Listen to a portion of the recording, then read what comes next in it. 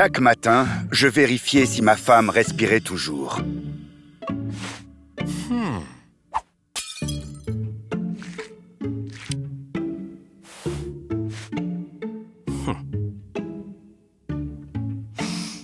Repose en paix, chérie. J'ai commencé à célébrer ma nouvelle liberté. Et tout à coup, j'ai aperçu une inconnue assez canon chez moi. Est-ce que ma femme m'avait fait ce cadeau pour que je ne sois pas triste après sa mort? Mais mes rêves ont été brisés parce que Cecilia est revenue à la vie. J'ai dormi comme un loir. Au fait, voici ma fille, Maggie.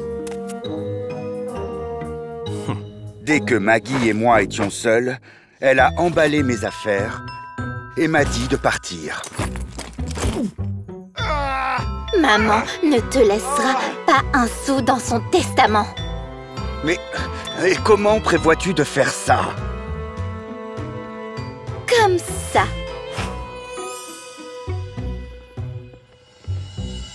J'évitais le péché, mais Maggie m'a paralysé. Quel genre de farce enfantine est-ce? Malheureusement, elle avait un plan tout à fait mature et sournois.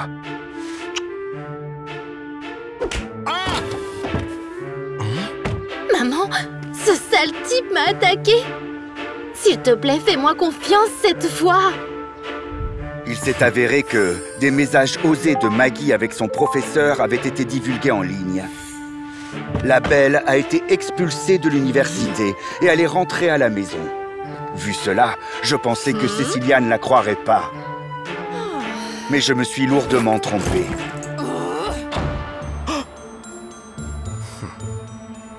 Elle ne jure que par sa fille. Désolée. Maintenant que je suis célibataire, voudrais-tu sortir avec moi?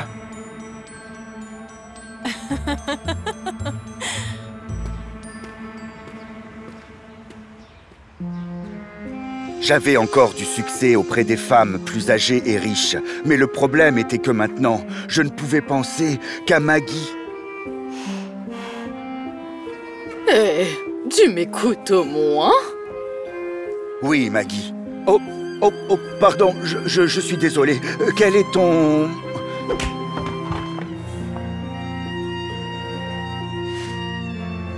J'ai repensé à mes autres compétences et j'ai fait un CV.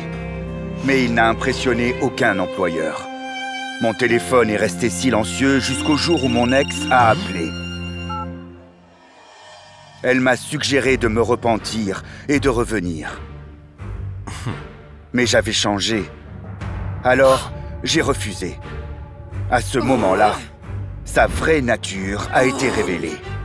Tu vas le regretter. Une personne têtue voulait aussi vivre sans moi. Je l'ai fait pour qu'elle revienne vers moi. De quoi tu parles, maman? Et c'est comme ça que nous avons découvert que Cecilia avait accès à nos messages. Elle envoyait des messages coquins au professeur en se faisant passer pour Maggie. Et elle les postait sur Internet. Elle suivait les offres d'emploi qui m'intéressaient, puis contactait l'employeur et me diffamait. Cecilia l'a fait pour nous lier à elle pour toujours. Mais cela a eu l'effet inverse. Tu peux m'aider avec ma valise, beau gosse? Je vous en supplie, ne m'abandonnez pas. Je partagerai ma richesse entre vous. Maggie et moi avons refusé de prendre un seul centime, car nous avions reçu bien plus que le fol héritage de Cecilia.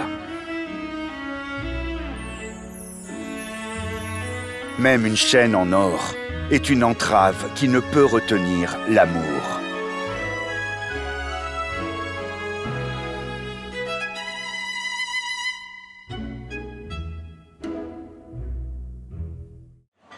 Burk, mange cette bouille toi-même. Amy aimait se moquer du personnel et leur montrer son argent. C'est un bon plat pour un mendiant comme toi, mais je ne mangerai pas d'ordures. Le serveur emporta l'assiette avec des mains tremblantes. Désolé, Je vais demander au chef de le refaire. Et dépêche-toi. Mon petit ami millionnaire va bientôt arriver. Et je ne veux pas le voir de mauvaise humeur. Quelques minutes plus tard, le serveur est revenu avec un nouveau plat. Qu'est-ce que c'est? Du saumon? Je déteste le poisson. Amy a apprécié le calvaire du serveur et n'allait pas s'arrêter. Mais c'est l'ingrédient principal du plat. Tu aurais dû me prévenir, idiot. Je veux un autre serveur. Le gars tremblait de peur et d'embarras. Dame, mais je suis le meilleur employé de ce restaurant. Je m'en fous. Mon petit ami millionnaire arrive. Une seule demande et il va fermer votre restaurant. Peu après, le petit ami d'Amy est venu la voir. Salut chérie. Elle a immédiatement fait semblant d'être un ange. Mon chéri, tu m'as tellement manqué. Merci d'être venu à ce rendez-vous. Cela fait longtemps que je voulais te présenter mon fils. Je rêvais d'avoir des enfants. Je suis prête à devenir la meilleure maman de ton fils.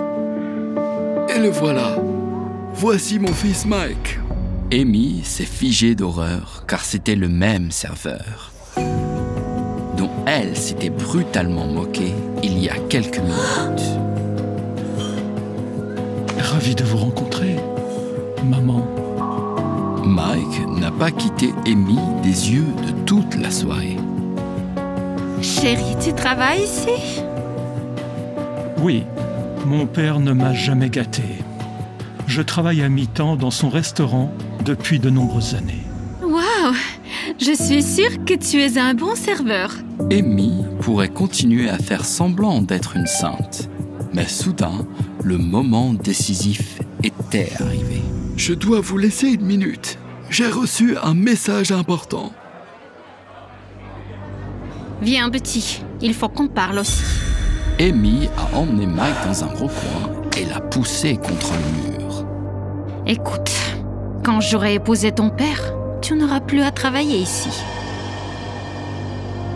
Mais seulement si tu oublies notre conflit. Désolé, madame, mais je n'ai aucun secret pour mon père. Les mots de Mike ont énervé Amy et elle a crié. Dis-lui la vérité, il ne te croira pas de toute façon. Ton père est un vieux fou qui est complètement amoureux de moi. Si je le veux, il se débarrassera de toi.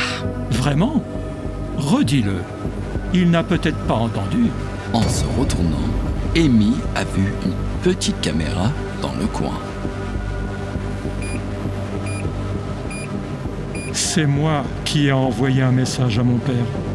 Je lui ai dit d'aller dans la salle de sécurité pour regarder les caméras de surveillance. Amy ne s'est pas encore remise du choc quand le millionnaire s'est approché d'elle et de Mike. Merci mon fils de m'avoir ouvert les yeux. Ce n'est pas vrai. Il m'a énervée. Il ne veut pas que tu sois heureux avec moi. Mais le millionnaire n'a même pas regardé Amy. Il y a des choses dans cette vie que l'argent ne peut pas acheter. La noblesse, la gentillesse et l'honnêteté. Va-t'en. Tôt ou tard, la vérité finit toujours par éclater. Et vous devrez assumer la responsabilité de vos actes.